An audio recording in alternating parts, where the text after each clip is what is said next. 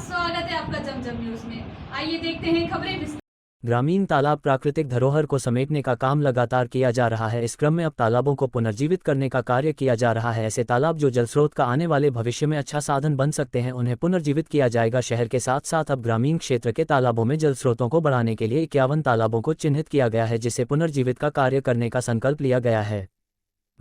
तालाबों को पुनर्जीवित करने के लिए बैठक का आयोजन किया गया, जिसके चलते ग्रामीण के 51 तालाबों को चिन्हित किया गया है, जिनका सौंदर्यकरण किया जाएगा। साथ ही तालाबों का सीमांकन करके अतिक्रमण मुक्त कराया जाएगा, जिससे आने वाले भविष्य में जल स्रोत को बढ़ावा मिल सके और प्राकृतिक धरोहर को सहेजने का कार्य हो सके। ये एक पवित्र काम पूरे मध्य प्रदेश में एक नवाचार हम करने जा रहे हैं। जो हमारे जितने पुराने तालाब हैं जो जर्जर की हालत में ख़राब हो गए हैं, कई वर्षों से उनकी मरम्मत नहीं, उनका सौंदर्यीकरण, उनका गहरीकरण, वृक्षारोपण नहीं हुआ, अतिक्रमण मुक्त जो कैचमेंट एरिया था, पानी का जो भराव था, जिससे तालाब भरते थे, वो सब समाप्त हो गए हैं। क्योंकि हमारे राष्ट्र की गौरव देश के प्रधानमंत्री का संकल्प है तालाबों का संरक्षण करना, उनका उद्धार करना, उनकी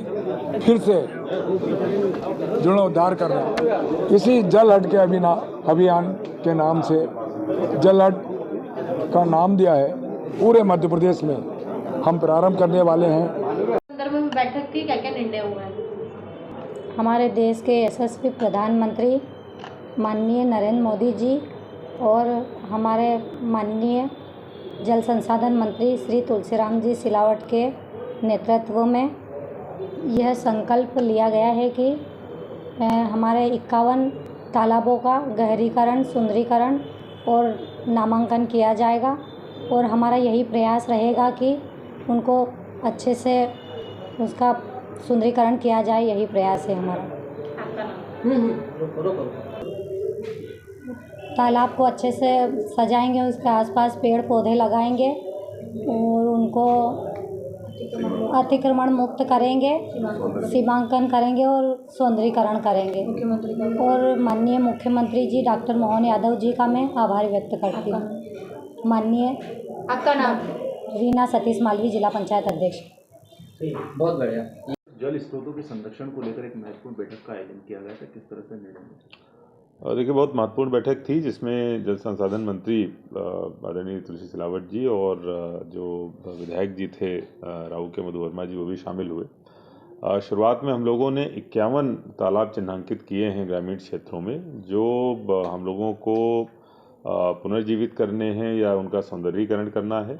इसमें जो प्रक्रिया रहेगी, जो 51 तालाब ऐसे जिनकी वजह से उनके पुनर्जीवित करने से जिसका प्रभाव पड़े, अर्थात अगर कोई तालाब बहुत ख़राब कंडीशन में है, किसी पे इंक्रोचमेंट ज़्यादा है या पूरे टाइम पर सूखा रहता है, तो उनको चयन में प्राथमिकता दी जाएगी।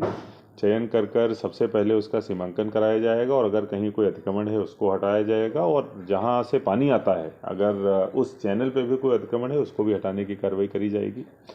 उसके बाद फिर जन समुदाय की भागीदारी के साथ साथ उसका गहरीकरण कराया जाएगा, जिसमें शासन की तरफ से कोई खर्च ना हो। अगर उसमें कहीं से सीवर मिल रहा है तो उसके भी शुद्धिकरण का काम हम लोग हाथ में लेंगे।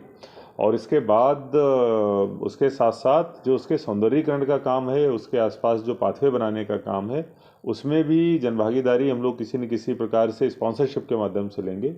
जो अगर कोई संस्था इसमें आगे बढ़कर आना चाहेगी, तालाब को गोद लेगी, उसका सौंदर्यीकरण करना चाहेगी, जहां उसका नाम भी हम लोग डिस्प्ले कराएंगे, उस मॉडल पे हम लोग काम करेंगे। तो कुल मिलाकर आज इसकी शुरुआत करी है। 51 तालाब बहुत जल्दी 1-2 दिनों में आइडेंटिफाई करके हम लोग उस पर काम करना चालू करेंगे। सर, जिला प्रशासन